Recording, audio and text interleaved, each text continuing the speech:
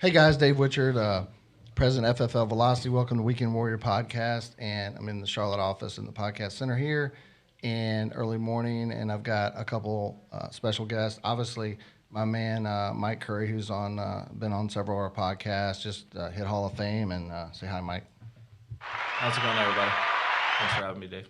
Yeah, man. But of course, one of the things that we do is we also recruit, and so Mike's building a team, VP, right, and Right. growing has logo, stuff like that. But he has a young man that I'll let him tell him who it is. But Joseph Whipple, who has just gotten started with us. Joseph, welcome, man. Hey, everybody. And Joseph, how old are you? 21. Nice. So, Joseph, tell us a little bit about how you came into the business, just and a little bit about yourself, your background, where you grew up, just anything you want to tell us about your family, that Okay. kind of thing. Yes, sir. Yeah, so I actually saw on social media, TikTok and Facebook, I saw several ads. I went online, Googled FFL, filled out the questionnaire at the bottom of the FFL website, do you want to work with us? And pretty soon, I think it was within the same day, I got called by Mike. And funny story, he actually called me the first time, looked down at my phone, didn't recognize the number, declined it. So immediately called me again, declined it again, called me again. I was like, all right, this guy really wants to talk to me. So it's like it's either somebody who wants to get money from me or it's important. So I answered on the third call, and it was Mike, and he was like, hey, man, he was like, Colin, I saw your thing that you filled out and everything. I was like, oh, yeah, yeah. And ended up signing me up right there for class, and the rest is history. But I actually, before this, he called me, I was at work. I was a welder before this. So no sales experience, nothing, never done anything like this before. Just straight blue collar working in the welding industry. So Got it. So you're a welder. Now, are you from the Charlotte area? Is your family from here? no, Where's your family? I was actually born in Arkansas, moved here when I was 6, lived in Fayetteville for about 15, 16 years, and I actually just moved to Charlotte 2 weeks ago. So Wow. So you were in Fayetteville when you found us. And is your family still there? yes, there still are. Okay. Do you have like siblings Yep. and things like that? I'm the oldest of 5, so I have 3 sisters and a younger brother. Got Yes, it. sir. Cool. How's it? It's it's a little difficult sometimes, but I manage. So Right.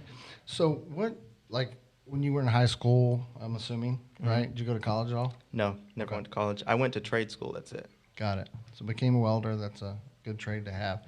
So what made you decide that, hey, I want to look and change? Was it the money? Yeah. What was it? Yeah, so I started off investing in cryptocurrency and trading stocks and options, stuff like that. So really, I was just looking for some extra money to invest, and I was like, hey, this is going to be a cool side gig. I can just stick it in to my trading and have a little extra income. But then when I started breaking down and studying like how much you can actually make if you work, the agency aspect, integrity aspect, all that, I started looking into that. I was like, wow, this needs to be my full-time gig, and then that's where I went all in. So Nice. Well, so Mike, tell us about when you first talked to Joseph? If there's anything you heard in his voice, or because sometimes we will, talk to people, right? And then you called him 3 times. So you're probably, hey, the third call. But after when you talked to him, did you hear anything there that rang, or was it just like most people where it's like, hey, let's see what this kid does, and how did the process work? Did he go through the process quickly? What were some things maybe you said to help him get started, and then we'll kind of go from there. Yeah, yeah. I mean, from the get go, he's was eager to get started and learn, and like I so I think the biggest thing about Joseph is the entire time. So he got through class quick. North Carolina can be a challenge sometimes with the licensing, but he got through class quick. But the thing was, like, he was already like sending me people to talk to. Like, he was on all the calls. I mean, he was listening to podcasts. Like, I call him. I told him, like, I feel like I hired myself again because he was on all the podcasts and stuff, like, while he's in class. So he was really like plugging in and learning and growing, and he would drive. I mean, you early on, like, you came here to be close to the office and get plugged in, but like he would drive 3 hours to the office and be here by 8 a.m. in the morning before you ever even dialed. And there was a trip I made out to Phoenix a couple months back, and he'd reached out and he was like, hey, I know you're going to be out there. Can I dial for you? Like, actually reached out and asked to do that. And I'm like, well, yeah, sure. Sent him over some leads and he booked me 7 appointments. So, like, he's somebody that reached out and he took initiative. Like, you didn't ever have to, like, coach him or like remind him to do things, right? Like, I mean, he wanted to dial. He wanted to be on the calls. Like, he was talking to people. He's very eager and he's a go-getter. So I don't know that there was anything per se on the phone, but just from the time that we put him in class, he's just killed it in everything he's done. He's put 110% everywhere. So he's teachable, he's coachable, things like that, right? 100%. So going to you, Joseph, is that something that comes from your background? Yes, sir. That's mainly thanks to my dad and my mom. They're super hard workers, and my dad, I've been working with him ever since I was 8 years old. So he has a landscaping business. I worked him every summer after school.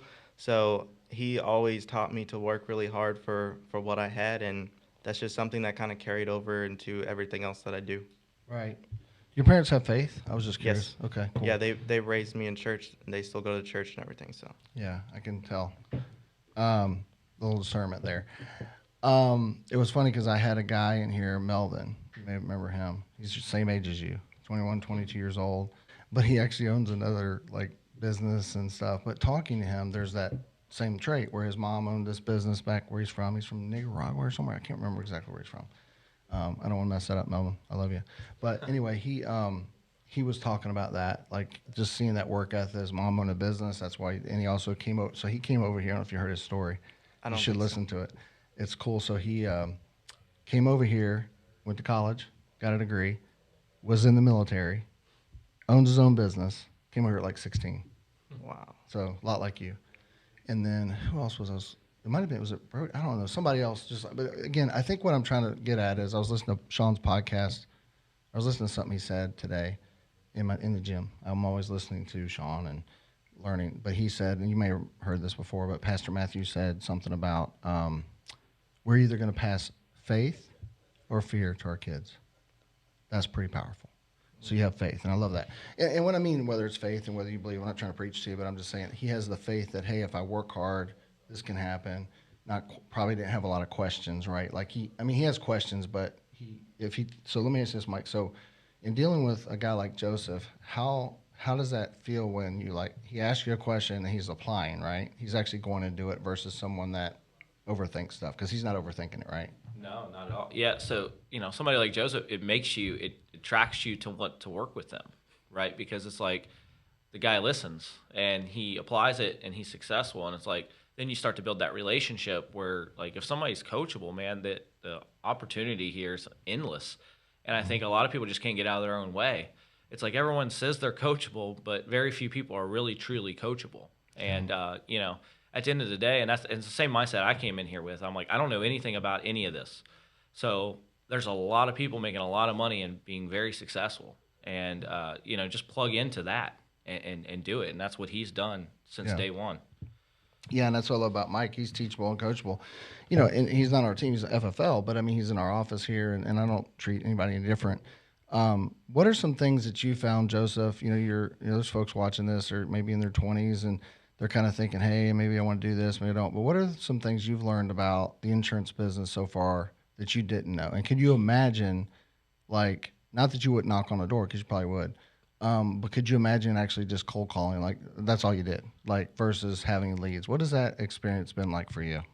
Yeah, so coming into this, I had no clue anything about life insurance. I knew what it was. I knew it paid out if you died, and that's why people got it. But, like, I didn't know term, whole life. I didn't understand any of that. And just learning that from actually doing it in person, it's crazy, the different policies, all the different little things you can learn about it. It's crazy. But like I said, I came into this not knowing anything. And now just thinking, if I had gone into any other insurance company that's out there, like you said, without leads, door knocking sales, anything like that, I can't even imagine doing that. Like, it's hard enough work as it is, like coming in here and dialing for 12 hours sometimes. I mean, and that's not super terrible. Like, it's not physical work, but I can't imagine having to create my own leads, going out door knocking, just consistently trying to generate business off of cold leads. Yeah. And like I said, you can go and do that. I mean, I think I do it. I mean, I'll hold it up and, Yeah. whatever. Um, what are some things? So talk about the getting on the phone, 'cause you never did that, right? No. Like, so how's that been for you? So it definitely was a learning curve. On my first dial day, I didn't realize that I wasn't supposed to print out every single lead that I was calling. Mike sent me like 250 leads. I went to the office in Raleigh, printed out all 250 on their printer, and used up like 2 of their packs of paper. So they were like, "Yeah, you're not supposed to do that." But I started calling. I got hung up a bunch. I got cussed out. I got yelled at. But I was like, you know what? There's all these people that are having success, and all these people. I just kept listening to the podcast of the people that were doing it, listening to phone trainings and home trainings. And that's really, once you listen to it so much, it gets ingrained in your head. So then when people come up with objections on the phone, you automatically just spit out that rebuttal that you've heard so many times on a podcast, or called Mike, got advice from him, heard him tell me what to say.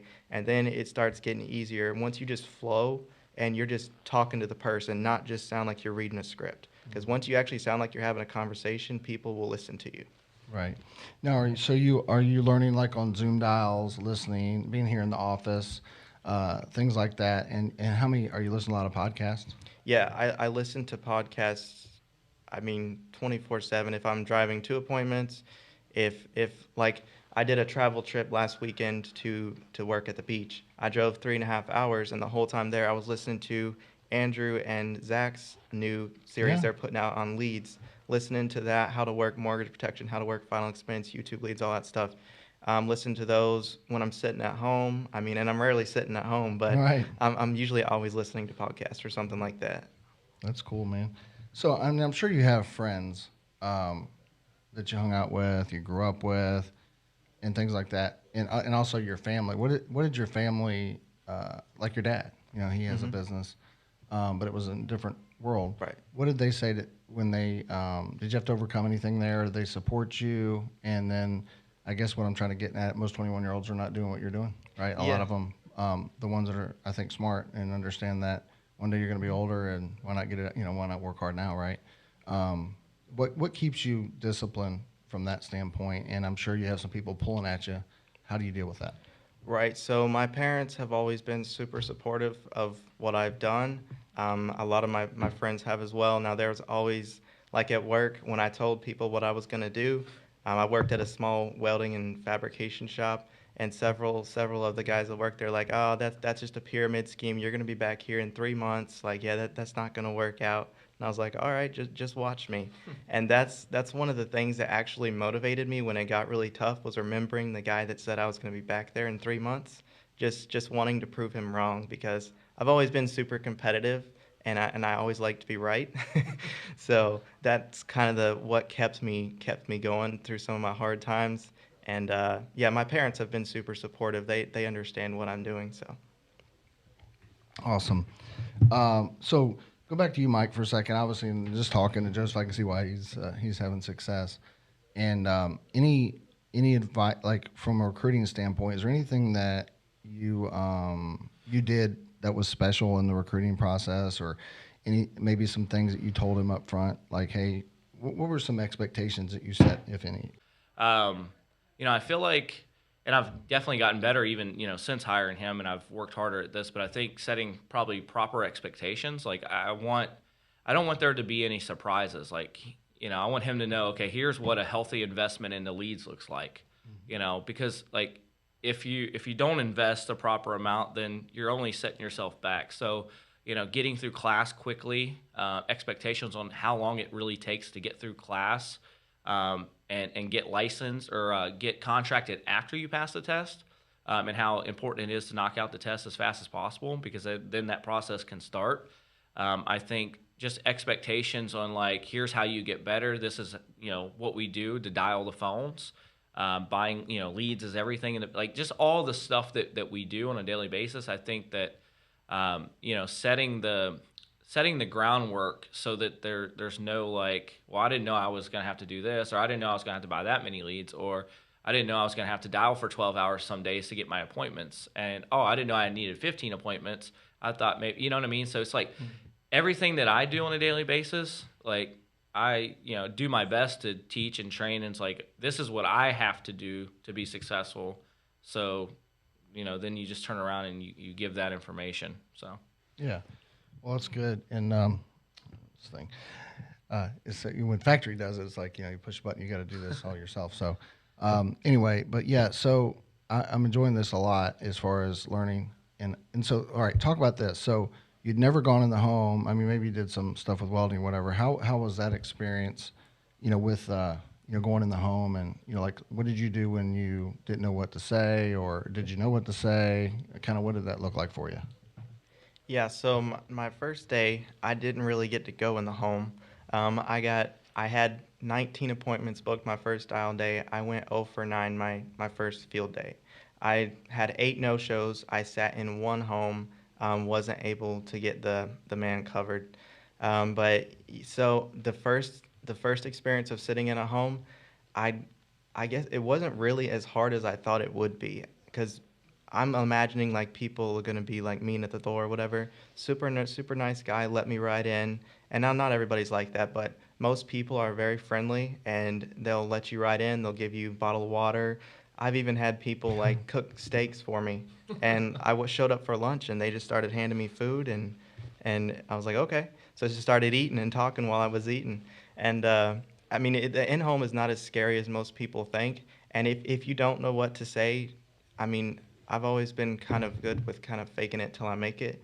So you can kind of usually talk your way out of situations. But if it's like something important as far as like if you don't know what to write or you don't know exactly what to tell this person based on their specific situation, you can always call your upline in the home. And I did that a lot as well. I'll call Mike and Brody still now, Yeah. just to make sure I'm doing the right thing if there's anything specific that's going on. Yeah.